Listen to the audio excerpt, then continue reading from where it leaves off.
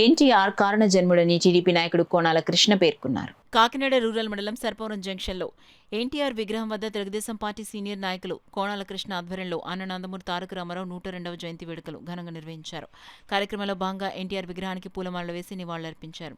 ఈ కార్యక్రమంలో కొండా Vinayak, Vasireddy Veerakumar, Rayudu Anil, junction Babji, Koteswararao, Aireddy తాతీలు, party నాయకులు, కార్యకర్తలు పాల్గొన్నారు. ఇటువంటి సంక్షేమ కార్యక్రమాలు పెట్టారు. మరి ఈరోజు 2024లో నారా చంద్రబాబు నాయుడు గారు అదే పార్టీని, తెలుగుదేశం పార్టీని అభివృద్ధి కార్యక్రమంలో, సంక్షేమ కార్యక్రమంలో ఎంతో ముందుకు దూసుకెళ్తున్నారు. మరి ఈరోజు ప్రజలందరూ సుఖశాంతులతో ఉన్నారు. ఆనాడు ప్రతిపక్ష పార్టీ ప్రజల్ని ఎంతో గందరగోళానికి గురి చేసింది.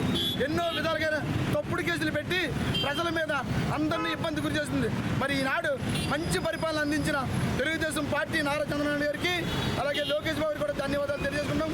అలాగే సర్పవరం జంక్షన్లో జంక్షన్ బాబ్జీ గారు, అలాగే వాసిరెడ్డి జ్యోతి కుమార్ గారు, కొండా వినాయక్ గారు, పిల్లి చంద్ర గారు తదితర కార్యకర్తల ఆధ్వర్యంలో ఈరోజు సర్పవరం జంక్షన్లో అన్న నందమూరి తారక రామారావు గారికి పూలంకరణ చేయడం జరిగింది. పేదవాళ్ళకు పింఛను, ప్రతి ఒక్కరికి రైతులకి సహాయం చేసి ఉన్నత శిఖరాలకు వెళ్ళినటువంటి మహానుభావుడు మన అన్న నందమూరి తారక రామారావు.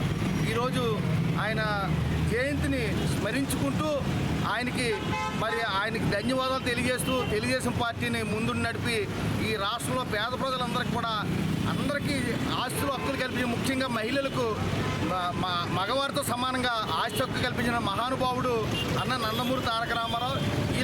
ఈరోజు మాలాంటి బడుగు బలహీన వర్గాల వారు వచ్చి ఈరోజు మీ ముందు మాట్లాడుతున్నామంటే ఆ అన్న నందమూరి తారక రామారావు గారు కల్పించినటువంటి హక్కు.